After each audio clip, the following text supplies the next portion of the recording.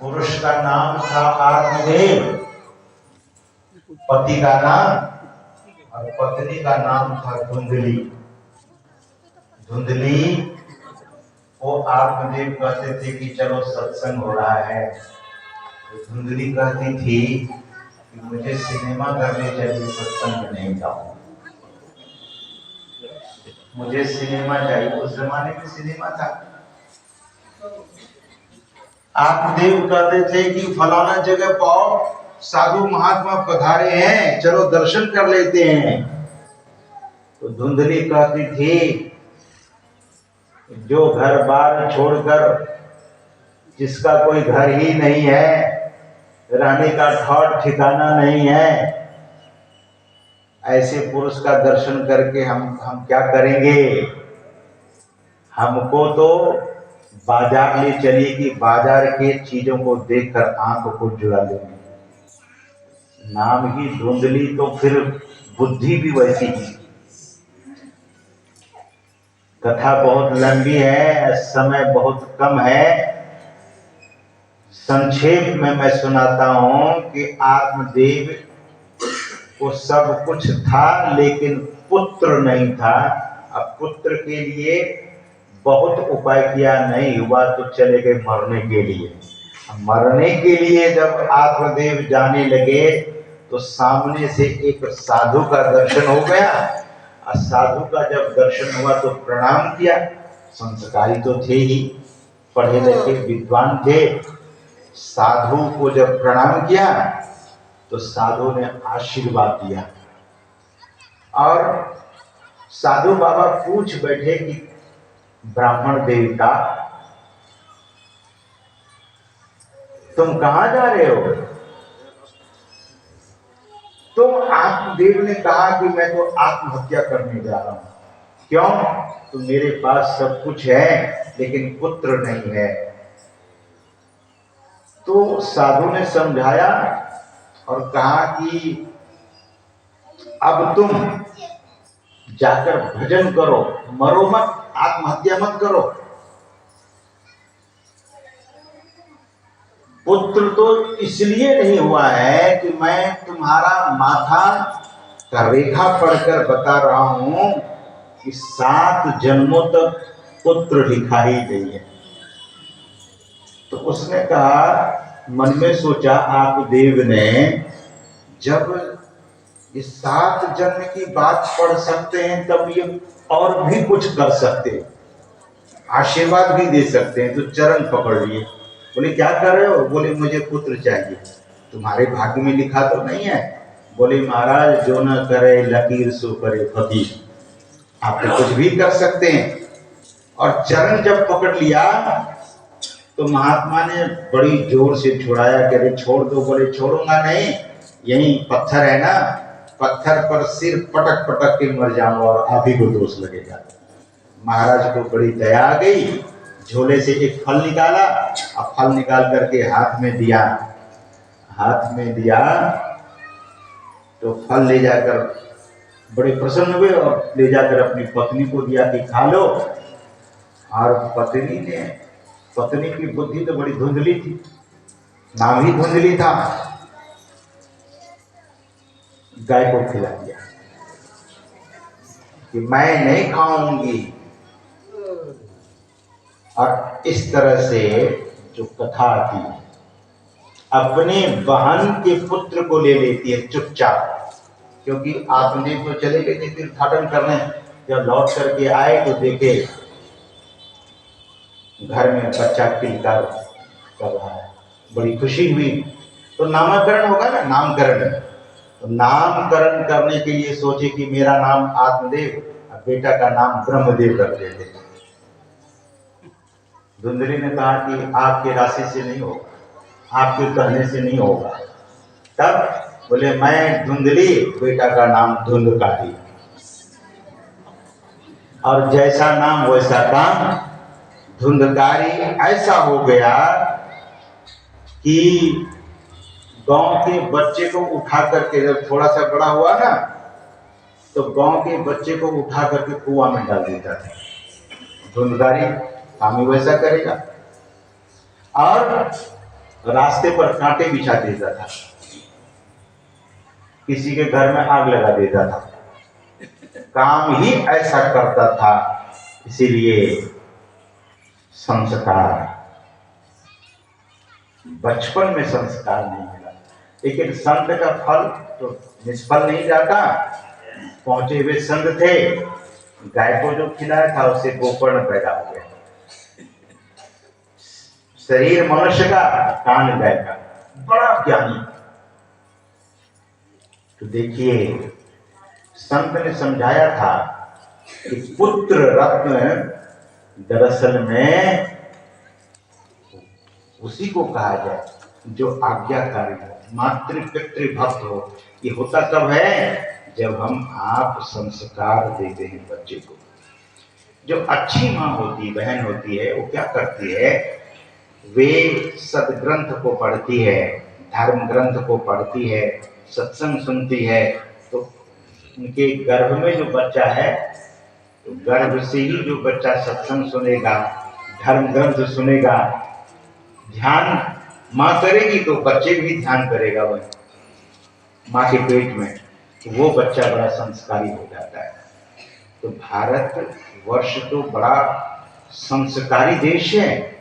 यहाँ की नारी ही बड़े से बड़े वीरों को जन्म दी है, बड़े से बड़े गुरु भक्तों को जन्म दी है, और बड़े संतों को जन्म दी है।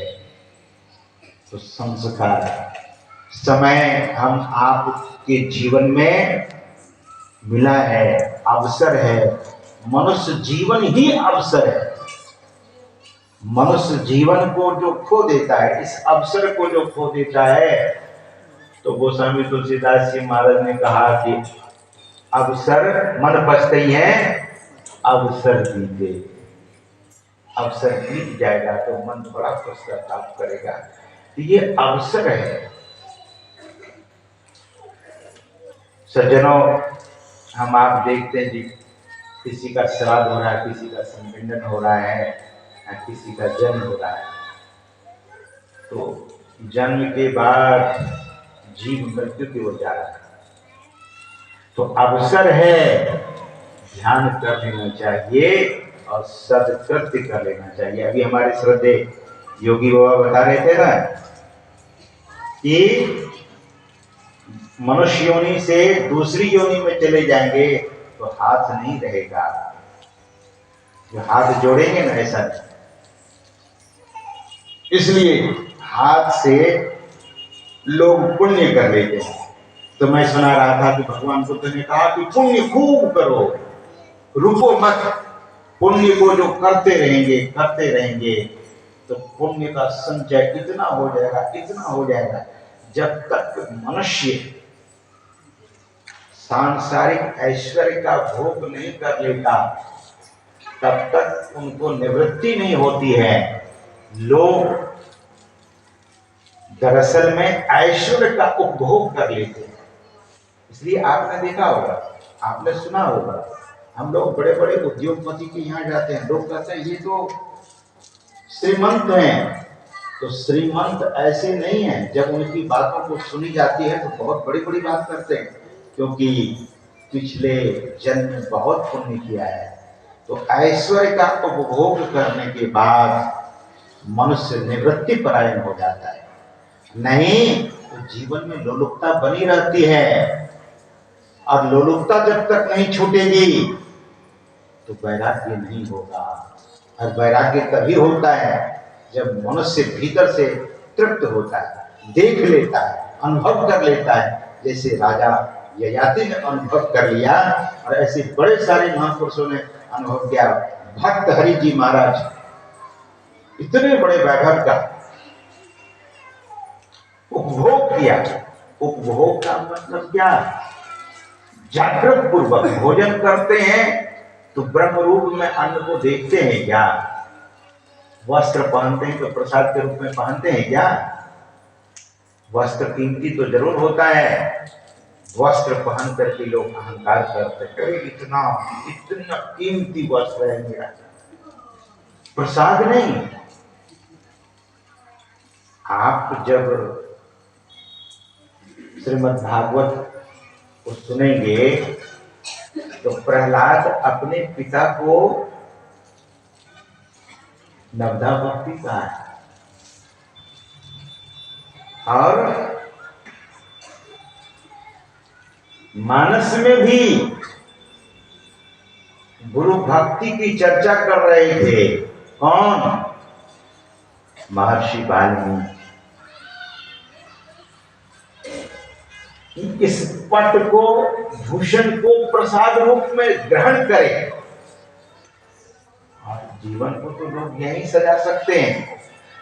भोजन को प्रसाद के रूप में, वस्त्र को प्रसाद के रूप में, और सुख आता है तो प्रसाद के रूप में, और दुख जब आवे तब लोग कहते नहीं, दुख नहीं चाहिए। दुख को भी प्रसाद के रूप में, क्योंकि दिन और रात, एक बात ध्यान दीजिएगा, जब दिन ही दिन होगा तो अच्छा लगेगा क्या? दिन ही दिन, रात हो ही नहीं और रात ही रात हो तब भी अच्छा नहीं है। तो सुख और दुख, संसार सुख दुख से मिश्रित है। In this world, happiness and sorrow is mixed. सुख और दुख मिश्रित यह संसार है। तो जो भक्त होते हैं उनको सुख आता है तो ऊबता नहीं है। सुख को लोग पचा नहीं पाते, दुख को पचा लेते हैं, लेकिन सुख नहीं पचा सकते हैं। संत महापुरुष कहते हैं सुख को पचा लीजिए, दुख को भी पचा लीजिए। दोनों में समभाव कब होगा, यह समता भाव कब होगा, बुद्धि स्थिर कब रहेगी, जब शांति स्थिरता व निश्चलता को कहते हैं। परमात्मा शांति स्वरूप। गुरु महाराज कहते हैं शांति स्वरूप सर्वेश्वर कहिए। शांति स्वरूप है। अब संबंध तो गहरा होना चाहिए ईश्वर से, परमात्मा से, सदगुरु से। संबंध कहीं और से बनाए हुए हैं। पति को देख ही रहे हैं, पत्नी को देख ही रहे हैं, बेटा को देख ही रहे हैं, बेटी को देख ही रहे हैं। इस व्यवहार जगत में माता पिता क्या करते हैं, अपने बच्चे को घर से बाहर कर देते। जाओ, कोई दिल्ली चले जाओ, बैंगलोर चले जाओ, कोई पूना चले जाओ। कोई उससे भी संपन्नता ज्यादा है तो कनाडा भेज दिया, न्यूयॉर्क भेज दिया, ऑस्ट्रेलिया सिडनी भेज दिया, जाओ पढ़ो। संबंध है तब ना। तो संबंध अपने पुत्र से, पुत्री से अच्छा है तो बच्चे के जीवन को बनाने के लिए धन बेशुमार खर्च कर रहे हैं उनके जीवन को बनाने के लिए। लेकिन अपना जीवन वो सब कीजिए। पुत्रों को पढ़ाइए, पुत्री को पढ़ाइए, सगे संबंधी को पढ़ाइए, लेकिन अपना प्रेम भी बढ़ाइए सद्गुरु के चरण में। यही मानव जीवन की सार्थकता है सज्जनों। जो निज काम करता है वही सयाने है, वही बुद्धिमान है। सद्गुरु महाराज ने कहा झट ही करो निज काम। जो निज काम करते हैं वो सयाने हैं, वे बुद्धिमान हैं, और नारी हैं तो बुद्धिमती हैं। अगर अपना काम नहीं करके दूसरे के काम में ही लगे हैं, परिजनों के काम में लगे हैं, केवल वही करते हैं, तब बुद्धिमानी नहीं है। छूटेगी संपत्ति यहाँ की यहीं पर, और तेरे कमर में न धेला रहेगा। पहले जमाने में धेला चलता था, कमर में एक पैसा भी नहीं रहेगा। इसीलिए संत महात्मा कहते हैं अपना गहरा संबंध सद्गुरु के चरणों में। इसीलिए ध्यान शिविर, इसीलिए सत्संग, समय समय पर साधु महात्मा लोग आते हैं, हम आपको सुपदेश देते हैं। अपने जीवन को सीरियस कीजिए, गंभीर बनाइए। इतना न चंचल हो जाइए। गोरखनाथ जी महाराज कहते हैं अपने चित्त को वश में कीजिए। कहते हैं धन यौवन की करे न आस, चितना राखे कामिनी पास। क्या मतलब? अगर पुरुष है तो अपने चित्त को कामिनी के पास नहीं है, और नारी है तो अपने चित्त को पुरुष के पास नहीं।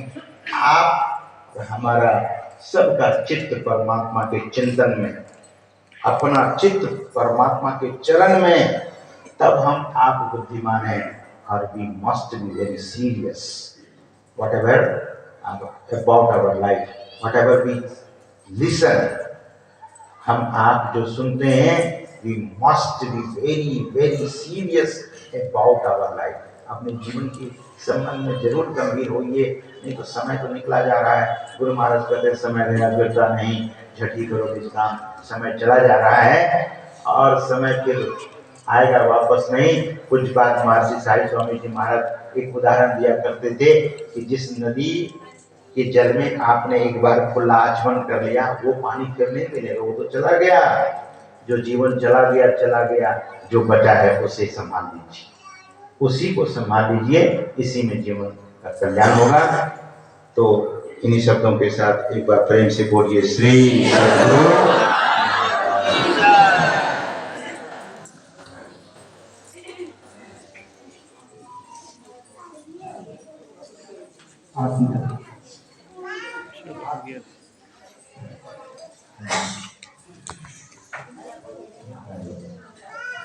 सही सद्गुरु महाराज की जय।